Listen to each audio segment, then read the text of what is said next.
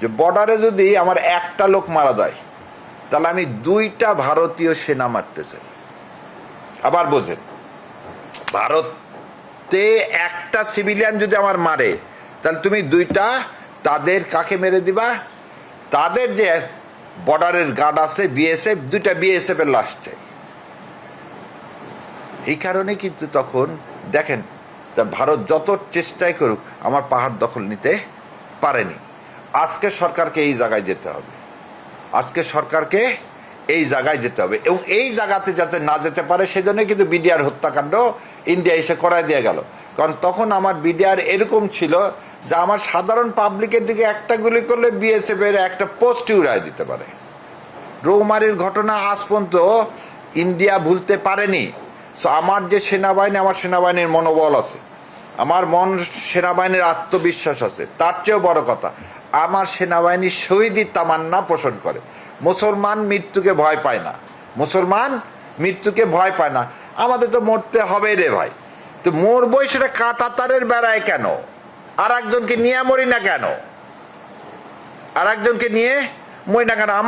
আমার যে ভাইরা আছেন যারা আমার প্রাণ প্রিয় সেনাবাহিনী এবং যে বিজিবি, সেটাকে অবশ্যই বিডিআর করা উচিত ইমিডিয়েটলি, সেটাকে বিডিআর করা উচিত ইমিডিয়েটলি।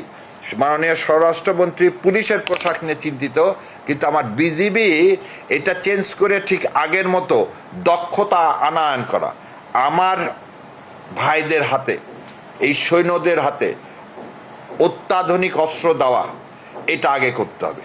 আগে আমার সার্বভৌম রক্ষা, বর্ডার নাই সার্বভৌমত্ব নাই, বর্ডার আছে সার্বভৌমত্ব আছে। এবং একটা জিনিস আপনারা হয়তো জানেন কি না, এই শুভেন্দু অধিকারী যে কথাগুলো বলতেছে এগুলো কিন্তু আসলে শুভেন্দু অধিকারী বলতেছে না, এটা কিন্তু নরেন্দ্র মোদীর কথা। কেমন করে বললাম এই কথাটা? দেখেন, রবীন্দ্রনারায়ণ রবি, এই রবীন্দ্রনারায়ণ রবি হচ্ছে উগ্র হিন্দুবাদে বিশ্বাসী। নামটা খুব খেয়াল করে দেখবেন, রবীন্দ্রনারায়ণ রবি। সে হচ্ছে উগ্র হিন্দুবাদী, সে হচ্ছে এই হিন্দুবাদী টেরোরিজমকে সে কি করে? পৃষ্ঠপোষকতা করে। সে কে ছিল জানেন? সে নাগাল্যান্ড, মেঘালয়, এখানে গভর্নর হিসেবে পাঠাইছে। যখন যেখানে পাঠায় সেখানে মুসলমান নিধন হয়। যখন ওনাকে যেখানে পাঠানো হয়, সে হচ্ছে অজিত দোভালের ডান হাত, সে অজিত দোভালের ডান হাত। তাকে এই 12ই মার্চ 2026 তারিখে পশ্চিমবঙ্গের গভর্নর হিসাবে নিয়ে আসা হয়েছে।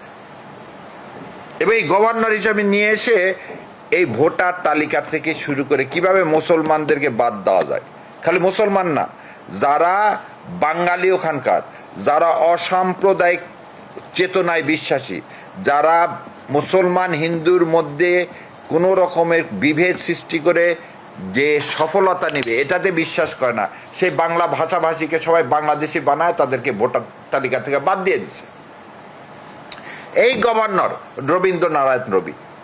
সো এই যখন আপনি তো যুদ্ধ করতেছেন রে ভাই সাউথ ব্লকের সাথে, এখানে আপনার শুভেন্দু ফ্যাক্টর না, শুভেন্দুকে দিয়ে বলা না হচ্ছে আপনাকে ভয় পাওয়ার জন্যে। আপনার আকাশ সীমা লঙ্ঘন করলো তার মিসাইল, আপনার আকাশ সীমা লঙ্ঘন করলো তার মিসাইল। আমার মিসাইল কোথায় জানেন? আগে 6টা করে মিসাইল টেস্ট করা হতো বছরে। হাসিনা সেটা নামায় নিয়ে এসেছিল একটা, তারপর করছে কি 2 বছরে একটা করে মিসাইল টেস্ট করতো বাংলাদেশে। মানে কিভাবে বাংলাদেশে সবসময় কি হয়েছে? টেস্ট ক্যান্টনমেন্ট করে তোলো, খালি বিল্ডিং তোলো, খালি বিল্ডিং তো। আজ পর্যন্ত মিসাইল এই জিনিসগুলো হয়নি। সেই জন্য সরকারের কাছে আমার আকুল আবেদন, মাননীয় প্রধানমন্ত্রীর ইমিডিয়েটলি তার পাকিস্তান এবং চীনের সাথে কি করা উচিত? আমাদের সামরিক সম্পর্ক করতে হবে, তাকে ওয়ার্নিং দিতে হবে, বর্ডারে যদি আর একটা গুলি চলে তাহলে আমরা ইন্ডিয়ার সাথে পররাষ্ট্র, বাণিজ্য সব রকম সম্পর্ক ছিন্ন করব। আরে ভাই, পেঁয়াজ না খেলে কি হবে? বারবার এক কথা বলে যে ইন্ডিয়াতে পেঁয়াজ না আসলে কি? আরে পেঁয়াজ ছাড়া কি তরকারি হয় না নাকি? পেঁয়াজ ছাড়া তরকারি হয় না? সব বাড়িঘর কেন খালি তৈরি করতে হবে? দেশের জন্যে আমরা সবাই দরকার হলে একটা ক্ষুদিরাম হব, সমস্যা কি রে ভাই? আমার তো 18 কোটি লোক আছে। শোনেন, ভারতকে আপনি যদি দমাতে চান, ভারতকে আপনার ভয় দেখাতে হবে। আর আপনার ভয়, আপনার সাহসটা হচ্ছে আপনার 18 কোটি জনগণ। আপনার 18 কোটি জনগণের সাথে ভারত পারবে না। ভারতের কতগুলো দেশের সাথে গন্ডগোল, কারোর সাথে বন্ধুত্ব নাই। ভারতের চায়নার সাথে গন্ডগোল, ভারতের পাকিস্তানের সাথে গন্ডগোল, ভারতের আফগানিস্তানের সাথে গন্ডগোল, ভারতের ভুটানের সাথে গন্ডগোল, ভারতের নেপালের সাথে গন্ডগোল, ভারতের বাংলাদেশের সাথে গন্ডগোল। ওকে সব সেনাবাহিনী নিয়ে আসতে পারবে বাংলাদেশের বর্ডারে। আর 18 কোটি লোক দৌড় দিলে এই পশ্চিমবঙ্গের বেড়া ভেঙে কোথায় চলে যাবে? কারণ সে তো সব সৈন্য নিয়ে আসতে পারবে না এদিকে। যদি এইদিকে সৈন্য নিয়ে আসে, চীন ঢুকে যাবে। পাকিস্তান থেকে সৈন্য নিয়ে আসলে পাকিস্তান ঢুকে যাবে। ভারতের তো মানে ভারত এমন একটা বিস্ফোরা যে তার মুখ চারিদিকে হয়ে আছে। ফেলানি সড়ক দিয়ে খালি লাভ নাই, ফেলানি সড়ক দিয়ে খালি লাভ নাই। আজাদি কথাটার মধ্যেই আছে কি ইসলামী জাতীয়তাবাদ। আর ইসলামী জাতীয়তাবাদকে রক্ষা করতে গেলে কারো চোখ রাঙানি যদি দেখতে না চাই, তাহলে আমাকে সামরিক শক্তি বৃদ্ধি করতে হবে হবে হবে। এর কোনো দ্বিতীয় কোনো অপশান নাই। আর একটা কথা বলি, আপনি বর্ডারে মানুষকে মারতেছেন কি বলে? অবৈধ অনুপ্রবেশকারী, তাই তো? হাসিনা কি? হাসিনা কি অবৈধ অনুপ্রবেশকারী না? তো কি? যতজন ওখানে ছিল, যতজন এখনো আছে, এরা কি অনুপ্রবেশকারী না? তো কি?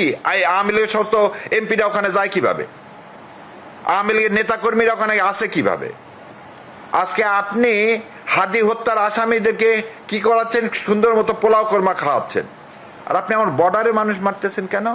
ও বর্ডারে যে লোকগুলোকে মারতেছেন, ওই লোকগুলো দেখেন আবার কত বড় হয়ে, কারণ ওই বেল্টের মানুষ জামাতে ইসলামকে ভোট দিয়ে জয়লাভ করাইছে।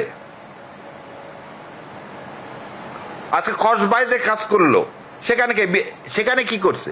প্রথম একটা জিনিস দেখবেন, ভারত সেই সব জায়গায় কখনো কিছু করে না যেসব জায়গাতে শক্ত ঘাঁটির আওয়ামী লীগের। বিএনপিকেও ভারত বিশ্বাস করে না, এটাও বিএনপিকে বুঝতে হবে।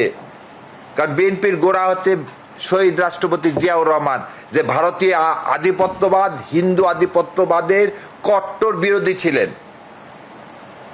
আমার বাবা যদি ভারতকে বিশ্বাস না করে, তাহলে আমাকে কোনো দিন ভারত বিশ্বাস করবে না।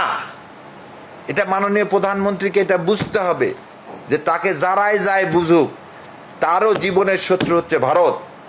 তারও জীবন হুমকির স্বরূপ হচ্ছে, একমাত্র হুমকির কারণ হতে পারে ভারত। বাংলাদেশের সমস্ত মানুষ তাকে প্রোটেক্ট করার জন্য জীবন দিয়ে দিবে। মাত্র 30% টাকায় জমির মালিক হয়ে দেশের স্বাধীনতা নাই, উনি প্রধানমন্ত্রী নাই। অতএব খেয়ে না খেয়ে দরকার হলে ওই জন বলে না ক্রাউড ফান্ডিং করা, আপনি ক্রাউড ফান্ডিং করেন। আমার ইন্ডাস্ট্রির দরকার নাই। আপনি ম্যান্ডেটরি করেন সমস্ত প্রাপ্তবয়স্ক যুবকদেরকে 3 মাসের সামরিক প্রশিক্ষণ দিতে হবে। ক্যাডেট কলেজের সংখ্যা আরও বাড়ায় দেন, আরও বাড়ায় দেন, ম্যান্ডেটরি করেন আপনি। এবং দয়া করে এই বিজিবি শব্দটা সরায় বিডিআর নিয়ে আসেন। এই বিডিআরকে অত্যাধুনিক অস্ত্র দেন। বিডিআরের ট্রেনিং দয়া করে চীন থেকে নিয়ে আসেন। আমাদের দেশে কোনো রকম ট্রেনিং ইন্ডিয়ার কাছ থেকে নেবেন না। ইন্ডিয়াতে কোনো সেনাবাহিনীকে পাঠাবেন না। ইন্ডিয়াকে একটা সেনাবাহিনী অফিসারকে পাঠালেই ইন্ডিয়া তাকে বিভিন্নভাবে ট্রাপে ফেলে দেয়। লোকটা ফিরে এসে আর কখনো নিজের সার্বভৌমত্ব রক্ষার জন্য কাজ করতে পারে না। সেই জন্যে ইন্ডিয়াকে পরিত্যাগ করতে হবে।